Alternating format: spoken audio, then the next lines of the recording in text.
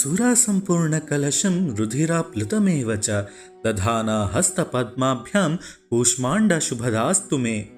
ಒಂದು ದಂತಕಥೆಯ ಪ್ರಕಾರ ಶಿವಪಾರ್ವತಿಯರ ಮದುವೆಯ ನಂತರ ಲೋಕದಲ್ಲಿ ಶಾಂತಿ ನೆಲೆಸುತ್ತಿದ್ದ ಸಮಯದಲ್ಲಿ ಜಟಾಸುರ ಅಥವಾ ಜಟುಕಾಸುರ ಎಂಬ ರಾಕ್ಷಸನು ತಪಸ್ಸನ್ನು ಮಾಡಿ ಅಹಂಕಾರದಿಂದ 3 ಲೋಕಗಳೂ ತನ್ನ ಅಧೀನದಲ್ಲಿರಬೇಕೆಂದು ಬಾವುಲಿಗಳ ಸೈನ್ಯದೊಂದಿಗೆ ಎಲ್ಲೆಡೆ ದಾಳಿ ಮಾಡಲು ಆರಂಭಿಸಿದನು.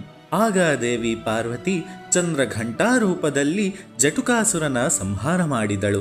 ಆನಂತರ ಜಟುಕಾಸುರನ ಮಕ್ಕಳು ಶಿವನನ್ನು ಕುರಿತು ತಪಸ್ಸು ಮಾಡುತ್ತಿರುವಾಗ ಅವರ ದೇಹಗಳು ಬೆಳಕಿನಿಂದ ಹೊಳೆಯಲು ಆರಂಭಿಸಿತು.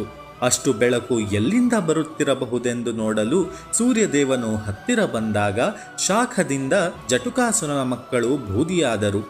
ಕೋಪಗೊಂಡ ಶಿವನು ತನ್ನ ತ್ರಿಶೂಲವನ್ನು ಸೂರ್ಯನ ಮೇಲೆ ಬಳಸಿದಾಗ ಎಲ್ಲವೂ ಗಾಢಾಂಧಕಾರದಲ್ಲಿ ಮುಳುಗಿ ಹೋಯಿತು. ಇನ್ನು ಕೆಲವರ ನಂಬಿಕೆಗಳ ಪ್ರಕಾರ ವಿಷ್ಣು ಜಗತ್ತನ್ನು ಸೃಷ್ಟಿಸುತ್ತಿದ್ದ ಸಮಯದಲ್ಲಿ ಎಲ್ಲವೂ ಗಾಢಾಂಧಕಾರದಲ್ಲಿ ತುಂಬಿತ್ತು. ಅದ್ಯಾವುದೇ ಇರಲಿ, ಗಾಢಾಂಧಕಾರದಲ್ಲಿ ಎಲ್ಲವೂ ಮುಳುಗಿದ ಸಮಯದಲ್ಲಿ ಪಾರ್ವತೀ ದೇವಿಯು ಬೆಂಕಿಯುಂಡೆಯನ್ನು ರಚಿಸಿ ಕೂಷ್ಮಾಂಡ ರೂಪದಲ್ಲಿ ಪ್ರಕಟಗೊಂಡು ಬೆಳಕನ್ನು ಮರಳಿ ತಂದಳು ಅಂತ ಹೇಳಲಾಗಿದೆ. ಅದಿತಿ ಕಶ್ಯಪರು ಕೂಷ್ಮಾಂಡ ದೇವಿಯಿಂದ 2 ಗಡಿಗೆಗಳನ್ನು ಪಡೆದು ಅಮೃತ ಮತ್ತು ದಿವ್ಯ ರಕ್ತದ ಮಿಶ್ರಣದಿಂದ ಸೂರ್ಯದೇವನನ್ನು ಮರಳಿ ಪಡೆದರು ಅನ್ನೋ ಕಥೆ ಕೂಡ ಇದೆ.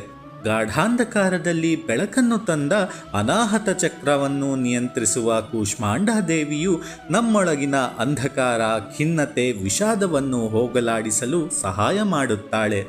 ಓಂ ದೇವಿ ಕೂಷ್ಮಾಂಡಾಯೈ ನಮಃ. ಓಂ ದೇವಿ ಕೂಷ್ಮಾಂಡಾಯೈ ನಮಃ. ಓಂ ದೇವಿ ಕೂಷ್ಮಾಂಡಾಯೈ ನಮಃ. ಸರ್ವಂ ಶ್ರೀಕೃಷ್ಣಾರ್ಪಣಮಸ್ತು.